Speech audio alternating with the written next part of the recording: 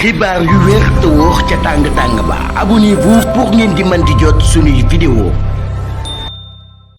dal leen ak jàmm seen chaîne bi di Buzz 221 HD kii di Mansour Faye nekk personnalité politique bu kenn dootu présenté ci réew mi di Sénégal daal di nekk ancien ministre ci régime président Macky Sall démb ginnaaw ba mu bëggee woon a génn réew mi ngir daal di dem Màkka ngir daal di fay seeti yaayam mi nga xam ne ginnaaw ba mu génnee woon réewu Sénégal dem Màkka ngir daal di fay aji akub malaise da ko faa daloon bañ mujj ko faa hospitalisé si lu tolloog ñetti weer si li ni mel kii di Mansour Faye ginnaaw ba mu àggee démb ci aéroport international bu Blaise Diagne ngir génn réewu Sénégal dem seeti yaayam takk der yi mu fa fekkoon dañ koo bloqué woon daal di koy xamal que ne dañoo jot ay ndigal yu leen di wax que ne Mansour Faye warta génn réewu Sénégal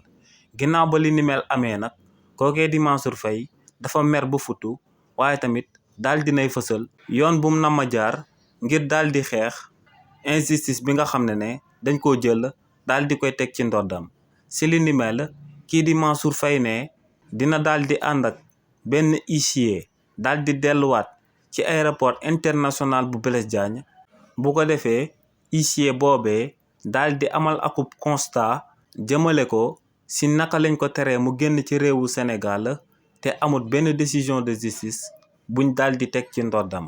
te ne bu paree si li ni mel dina daal di jël constat boobee huissier bi daal di koy amal daal di koy jébbal juge des référés ngir kookee daal di nemmeeku que ne ci réewu Sénégal ak xam ak yelleef bi nga xam ne moom mooy dem ak dikk te mu bokk ci droit fondamentaux yi dañ ko tere ci réewu Sénégal ci régime président Bassirou Diomaye Diakhar Faye. xibaar yu wér te wóor ca tàng-tàng ba abonnez-vous pour ngeen di mën di jot suñuy vidéo.